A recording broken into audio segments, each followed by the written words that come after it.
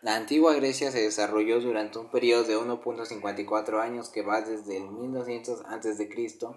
hasta el 146 a.C. Da comienzo con la denominada Edad Oscura y termina con la invasión dórica y la subsecuente batalla de Corintio, en la que el Imperio Romano vence a Grecia. La antigua Grecia, un pueblo glorioso y arrogante, valiente y testarudo. Estos fueron los hombres y mujeres que fundaron las primeras civilizaciones del occidente. Sus monumentos todavía nos hacen recordar, quizás, los 2 siglos más extraordinarios de la historia, una época que vio el nacimiento de la ciencia, la filosofía, la literatura, la arquitectura y el teatro. Se desarrolló durante un periodo de 1.54 años, que va desde el 1200 a.C.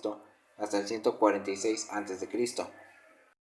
La Edad Oscura de Grecia, periodo que discurre entre la caída de los reinos micénicos, que pasa del bronce al hierro, de lo prehelénico a lo helénico, alrededor del año 1200 a.C. hasta el siglo VIII a.C. Se le conoce como Edad Oscura por la escasez de información. Al existir este periodo existen dos fuentes que destacan. Estas son la fuente escrita y la fuente arqueológica. Las escritas son poemas épicos de tradición recogidos por Homero, un poeta griego, entre los siglos 8 y 7 a.C., en la Ilíada y la Odisea, que son composiciones importantes en la literatura de la antigua Grecia. Otra fuente fue escrita por el poeta griego Hesíodo después de Homero en la Teogonía. Las fuentes arqueológicas complementan a las escritas. Se encuentran en los yacimientos arqueológicos o como los submicénicas de los siglos XII y XI a.C. que cuentan la continuidad del abandono. A este periodo se le conoce como periodo geométrico por muchos autores, debido al estilo cerámico predominante en Grecia en esta época. El estilo geométrico griego se caracteriza por ser una cerámica con motivos pintados con formas geométricas, tales como líneas, círculos, zigzags, etc. Económicamente se va consolidando el uso del hierro y se generaliza el uso de la cerámica geométrica. Otro de los acontecimientos más relevantes que sucedió durante esta época fue la caída del mundo micénico. Historiadores griegos como Heródoto y Tucídides atribuyen la caída del mundo micénico a una violenta invasión de los dorios. Los dorios eran una serie de tribus belicosas provenientes de zonas nórdicas y hablantes de un dialecto griego, las cuales durante el siglo XIII a.C. conquistaron las fortalezas micénicas. Esta crisis afectó al Mediterráneo oriental, supuso la caída de culturas y pueblos. Tras el fin de Micenas vino un periodo de violencia y de inseguridad. Se conoce gracias a la arqueología. De igual manera, gracias a la arqueología, conocemos que algunas regiones pobladas, como Laconia y Mesenia, quedaron casi despobladas, disminuyendo los asentamientos. Y bien, otro de los acontecimientos que aconteció durante este periodo fue la desaparición de la escritura micénica, bautizada como Lineal B. Esto afectó a la historia griega de la Edad Oscura. Tras medio siglo de violencia, a partir de aproximadamente el 1150 a.C. y hasta el 1050 a.C., irá disminuyendo progresivamente esta fase de inseguridad y se irán introduciendo las innovaciones culturales y tecnológicas de la Edad de Hierro. El fin de Micenas y el paso a la Edad Oscura se reflejó en los ritos funerarios. El principal cambio que se produjo fue el abandono de tumbas colectivas predominantes en época micénica para adoptar la tumba individual.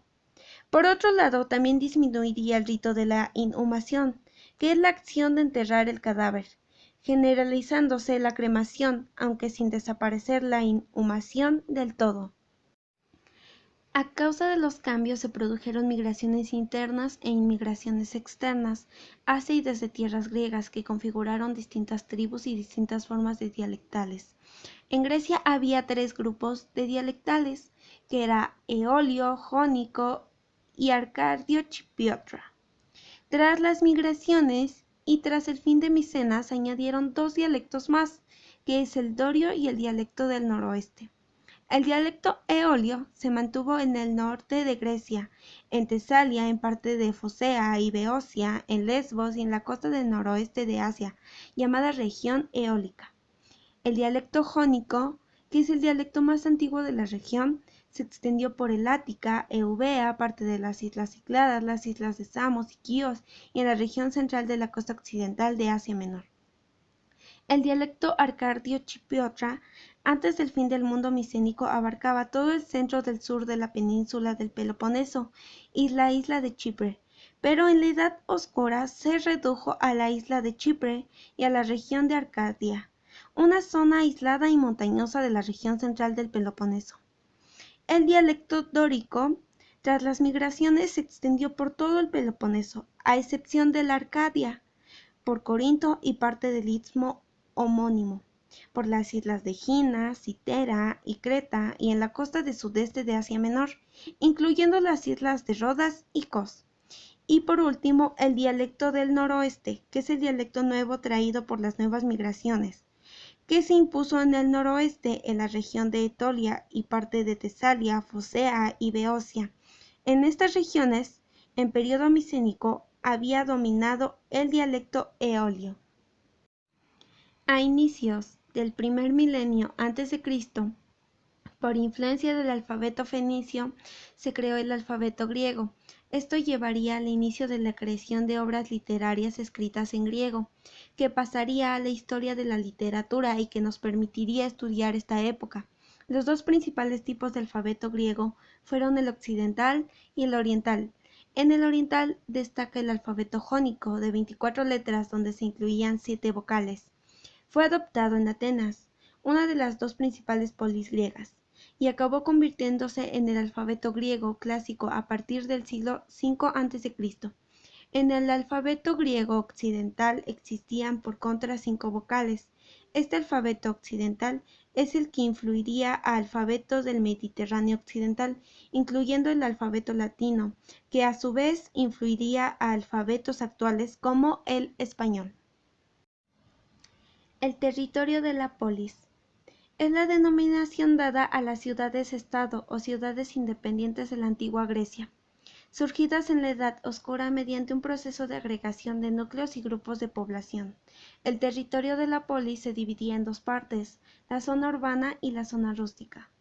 La zona urbana se llama Asti, era el centro urbano, político y cultural de la polis, donde se concentraba la mayoría de los edificios públicos y donde se desarrollaba la vida política y ciudadana. Y la zona rústica era la Jora, también llamada era el territorio rústico de la polis. En él estaba el terreno agrícola, los campos comunales dedicados al pastoreo de los ganados, los bosques, las vías de comunicación y los ríos. Organización social dentro de la Edad Oscura. La organización social se distinguía de dos grupos, los aristocráticos y los no aristocráticos. Dentro de los aristocráticos se encuentran los aristois y los basileis. Los aristois son aristócratas, nobles, posiblemente jefes de tribus, con dicha ascendencia en la comunidad y que poseían las mayores riquezas de dicha comunidad. Y los basileis, que eran los jefes, su cargo era vitalicio y hereditario, y como jefes tenían por ello una serie de privilegios respecto al resto de los aristois. El basileis tenía un gran poder político, económico y social, gozando de un enorme prestigio y autoridad. Por otro lado tenemos los grupos no aristocráticos, que estos son los campesinos libres, los tetes, los demiurgos y los esclavos. Los campesinos libres tenían cierta libertad y autonomía, aunque siempre dependiendo de la región de donde vivían y de los aristois que gobernaban su comunidad. Los tetes eran los jornaleros que no tenían propiedad de tierras y que trabajaban en la tierra de otros a cambio de un salario llamado mistos. Los demiurgos son todos aquellos trabajadores que dentro del grupo de los hombres libres no estaban integrados en ninguna comunidad, pero realizaban trabajos para ella, como lo son los artesanos, los carpinteros, los alferos, los herreros, los sacerdotes y los adivinos. Y por último tenemos a los esclavos, que eran el escalafón social más bajo, pues estos carecían de total libertad. La organización política en esta época oscura giró en torno al basileis, que heredó el poder político que en época micénica correspondía a los guanacs, es decir, a los reyes micénicos. Los poderes políticos que aglutió o que unió el basileis durante la Edad Oscura fueron el poder ejecutivo, el poder judicial y el poder militar. En el poder ejecutivo era el jefe de gobierno de su región de influencia. En el poder judicial regulaba las leyes y administraba la justicia. Y en el poder militar, el basileis era el jefe del ejército, lo lideraba en la guerra y en los actos de piratería. La economía de Grecia en la Edad Oscura giraba en torno al oikos. El oikos son todos los bienes, muebles e inmuebles, todas las personas libres y esclavos incluidos en la zona de hábito de dependencia del basileis. Es decir, el oikos eran las personas, las tierras, los animales, los edificios y el resto de bienes que estaban bajo el liderazgo del jefe. La agricultura era la base económica de esta edad oscura. El trabajo de la tierra era considerado el ideal de la civilización. Era una actividad noble, un símbolo de riqueza. Los cultivos más destacados eran los de cebada y trigo, y los principales productos comercializados eran el ganado y los metales. La extensión del uso del hierro y la necesidad de continuar empleando el bronce supuso que estimularían las relaciones comerciales en el Mediterráneo oriental a partir del siglo V a.C. Época arcaica, 776 a 490 a.C. Este fue un periodo caracterizado por una grave crisis política y social debido a los aumentos de población y escaseces de recursos en la Eleiria. Eleiria es el dominio con el que se identificaban su región los antiguos griegos, que comenzó siendo la denominación homérica de una región griega continental. Actualmente se utiliza ocasionalmente para referirse a la República Helénica, más comúnmente denominada Grecia.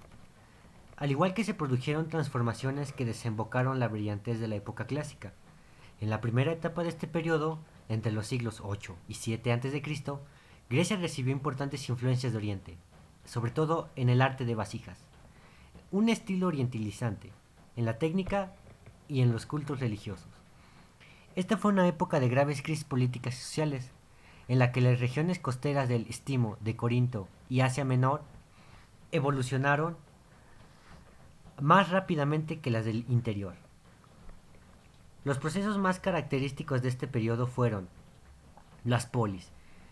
Se consolidan y se instauran en ellas regímenes oligárquicos que se hicieron desaparecer de casi todos los sitios de las monarquías. Las familias más poderosas de las polis usaron todos los medios para mantenerse en el poder e impedir en el paso al resto de la comunidad. Pensamiento, cultura y arte. El desarrollo económico, social y político tuvo su reflejo en el mundo de la cultura y del arte, hasta el punto que las manifestaciones intelectuales que caracterizaban al periodo han permitido a la historiografía clasificarlo como denominaciones espectaculares, como Renacimiento del siglo VIII, Renacimiento arcaico o Revolución arcaica. En general, durante este periodo los escultores griegos hicieron frisos y relieves de diferentes tamaños, en terracota, piedra y madera, así como en diferentes tipos de estatuas, realizadas en piedra, terracota y bronce, y esculturas en miniatura, realizadas en marfil, hueso y metal. Las figuras arcaicas independientes tienen la masa más sólida y la posición frontal de los modelos egipcios, pero son más dinámicas. Famosos ejemplos de la escultura griega arcaica. Cleobis y Bitón, 610-580 a.C. Curos, 600 a.C.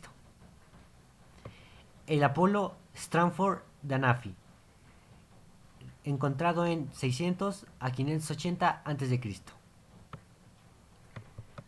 Arquitectura arcaica. La arquitectura arcaica es una de las más primitivas. Se denomina arquitectura arcaica aquella realizada de piedra caliza y mármol. Los mayores representantes son los griegos, quienes construyeron sus templos con un estilo muy propio, después de conocer los templos de piedra de los egipcios. La arquitectura arcaica, también llamada pelásgica, presenta varios periodos según evoluciona la manera de construir: el dórico, el jónico y el corinto. Dórico. Las columnas dóricas eran bastante fornidas y el capitel era plano. En la Grecia antigua y en las colonias del sur de Italia y Cilicia, este estilo era el de mayor frecuencia. Jónico. Las columnas eran más estilizadas y elegantes. Este estilo se encontró en el este de Grecia y en algunas islas cercanas. Su capitel estaba adornado de volutas, decoraciones en forma de espiral. Corinto. Este estilo fue muy común en los templos romanos y se caracterizó por usar un capitel recargado y adornado con hojas en forma de planta, cuyo nombre era el acanto. Principales tipos de templos. De acuerdo a la posición y el número de columnas que adornaban las fachadas, se distinguen 4 tipos de principales templos. Con antas. Los muros laterales se prolongan hacia adelante, encerrando el pórtico. Prostilo, el cual contiene un solo tipo de pórtico. Antiprostilos, aquellos templos que solo tienen un pórtico en cada extremo. Monópteros, cuando el templo es de plano circular y va rodeado de una columna, este último tipo es muy elegante y más bien algo raro. Entre ellos, algunos templos emblemáticos son el mausoleo de Halicarnaso. Es una de las 7 maravillas del mundo antiguo. Se construyó como la tumba que la esposa de Mausolo, rey de la Caria, antigua región de Asia Menor, a orillas del mar Egeo, quien la hizo identificar a un recuerdo suyo. El teatro de Dionisio, Acrópolis de Atenas. Considerada como otra importante manifestación de la arquitectura griega, se construyó aprovechando las disposiciones del terreno, por lo que ostenta granderías semicirculares cuyos extremos rebasan el semicírculo, encerrando el círculo completo en el plano interior, donde los coros cantaban y danzaban, y además se desarrollaban competiciones de música instrumental. Templo de Hefesto, Atenas. Es uno de los templos dóricos mejor conservados de toda Grecia, junto al templo de Afia en la isla de Egea. El Stoa o pórtico de Atalo, el museo de Agora. Esta identificación se encuentra en el Ágora de Atenas.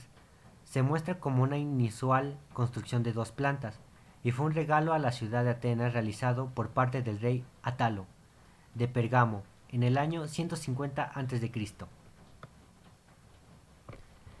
La iglesia bizantina de Agi Apostoli es también conocida como la iglesia de los Santos Apóstoles y también la de los Apóstoles Solaki. Se encuentra ubicada en el antiguo Ágora de Atenas, la capital de Grecia. Esta iglesia ilustra los domos atenienses de un estilo bizantino y en su parte más representativa. Así, en la fachada de la parte oeste se observan las decoraciones con ladrillos, que contienen caligrafía cúfica, los cuales fueron restaurados en el siglo XX. De alguna manera, en el interior del templo se pueden visualizar algunas pinturas al fresco que datan de los siglos XVII y XVIII.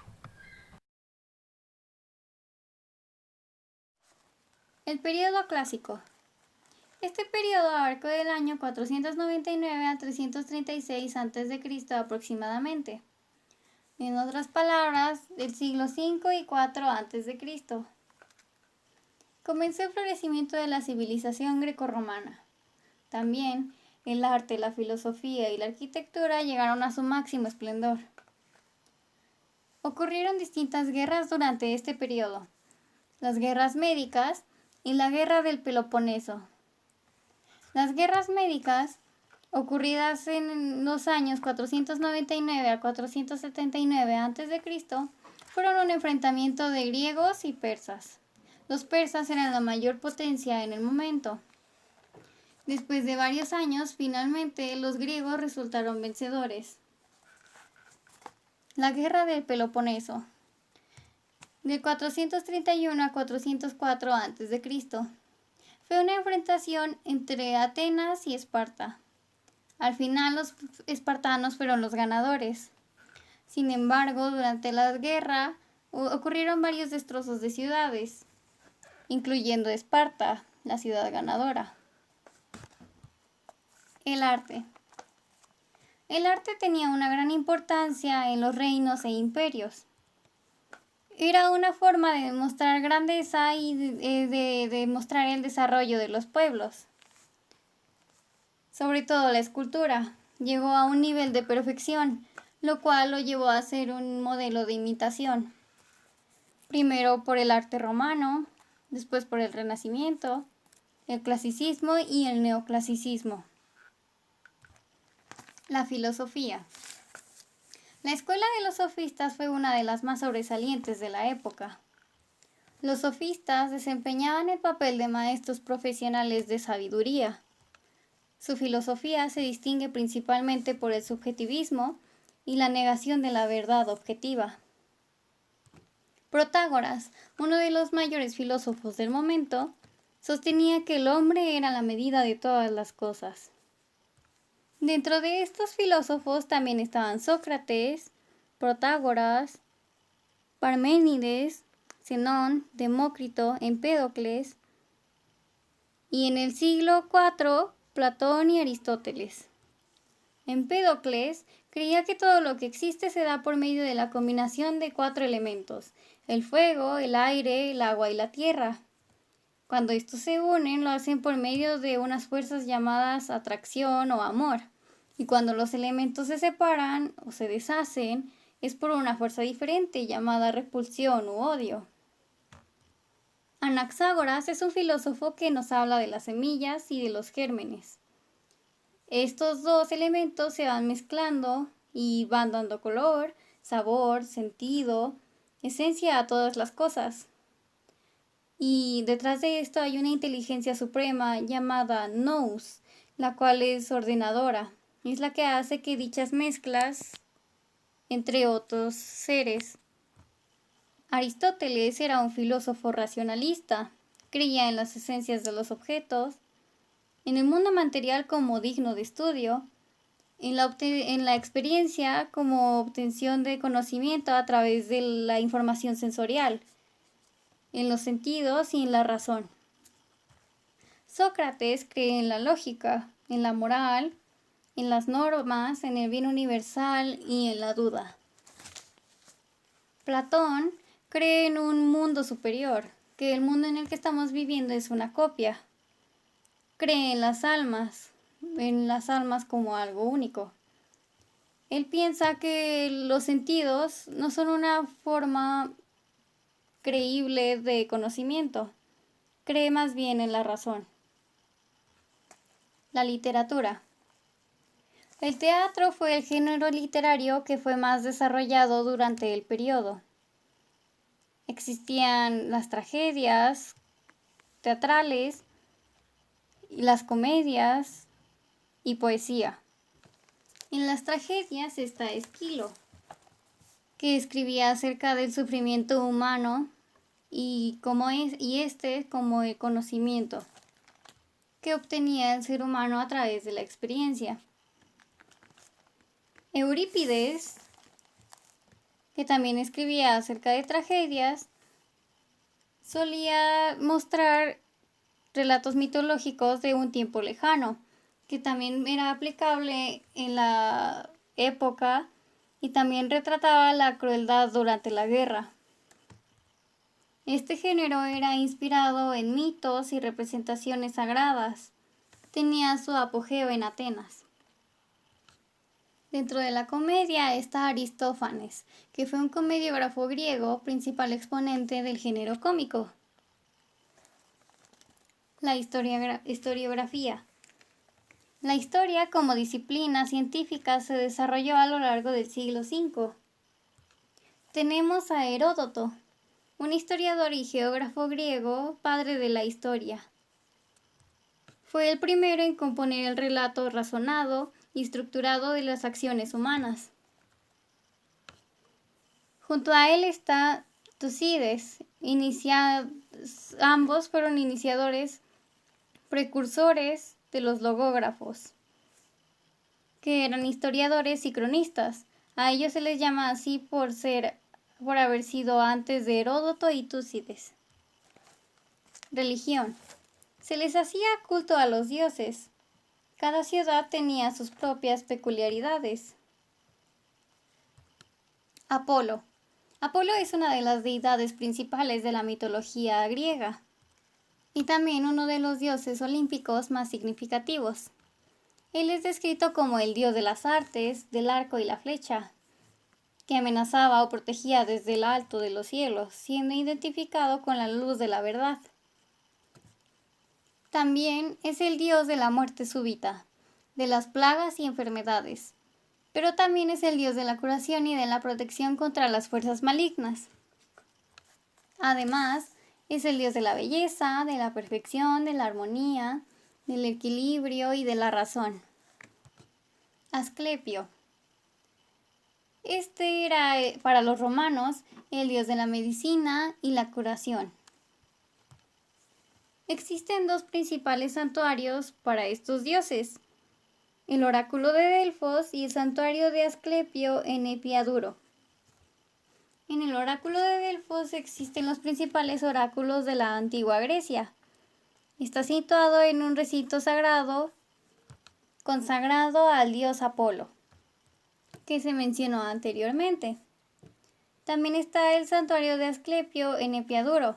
Es un templo curativo consagrado al dios Asclepio.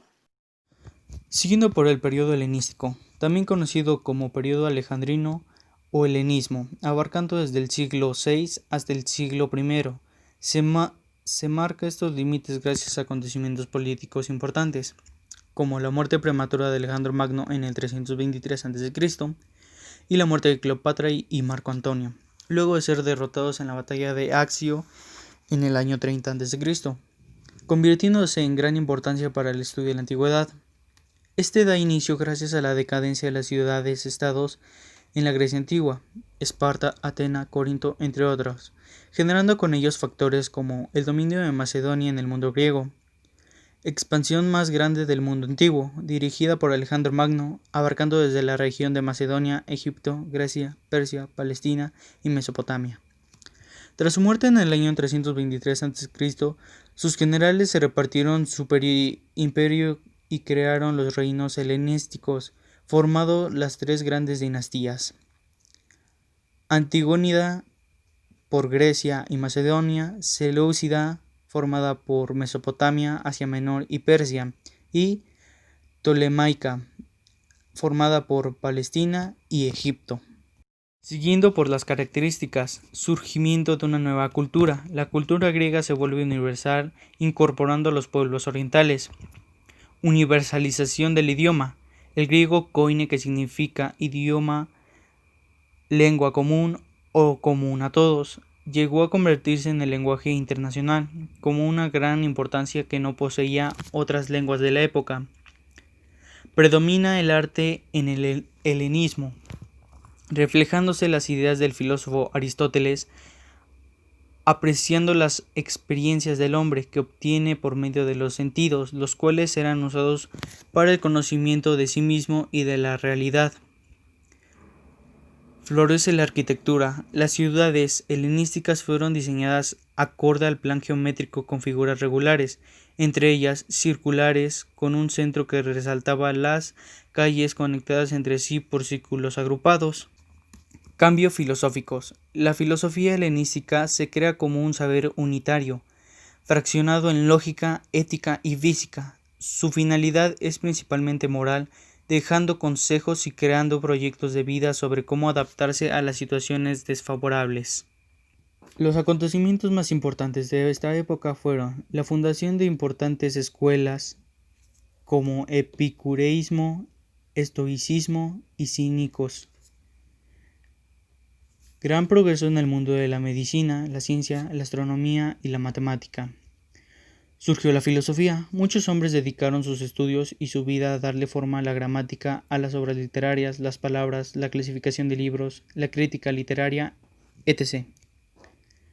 Se construyen famosos monumentos, entre ellos dos de las 7 maravillas del mundo, el Coloso de Rodas y el Faro de Alejandría. Se fundó el Museo de Alejandría. Se crearon estatuas célebres de Diana Cazadora, la Venus de Milo, Apolo de Belvere y Victoria de Samotracia. Durante los 3 siglos que duró el periodo helenístico surgieron muchos personajes que dejaron su huella. Algunos de ellos fueron Alejandro Magno, Epicuro, Antístenes. Alejandro Magno nace en Pela, Macedonia, el 20 de julio del 356 a.C. y durante 3 años fue rey de Macedonia. Fue uno de los más grandes militares de la historia antigua que conquistó el mundo antiguo. Extendió el dominio de la civilización griega dando origen a un nuevo periodo, el helenístico. Epicuro nació en la isla de Samos en febrero del año 341 a.C. Fue un destacado filósofo griego que fundó la famosa escuela epicúrea llamada el Jardín. Esta escuela buscaba encontrar el camino de la felicidad.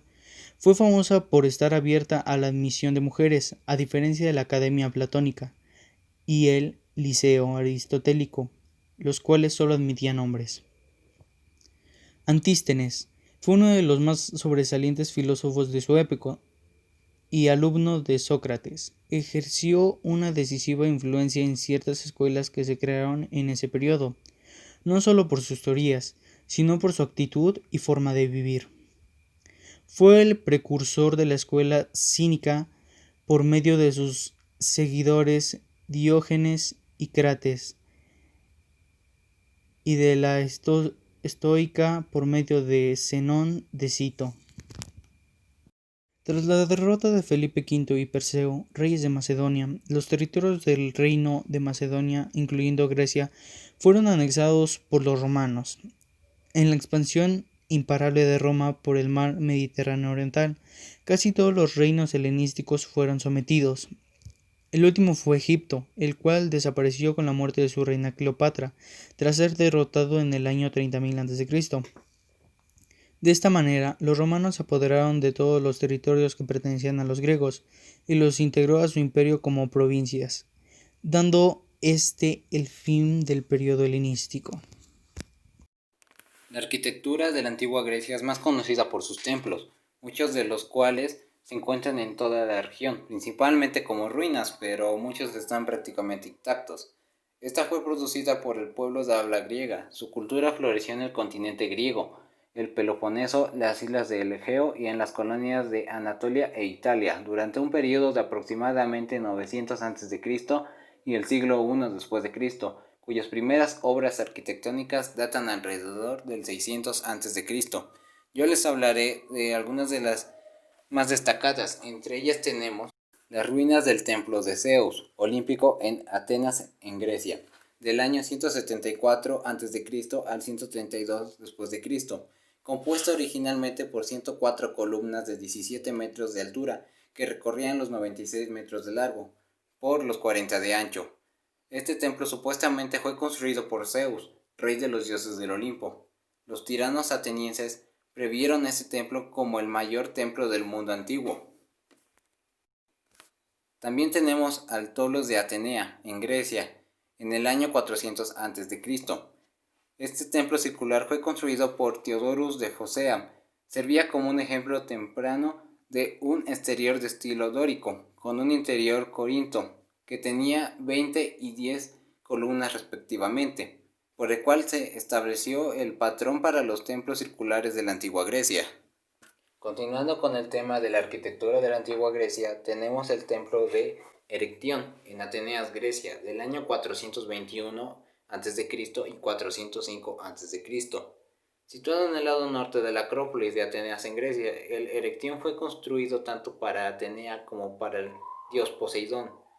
Este antiguo templo griego fue diseñado por Manexicles, con un nombre derivado de un santuario dedicado al legendario héroe griego Erictonio.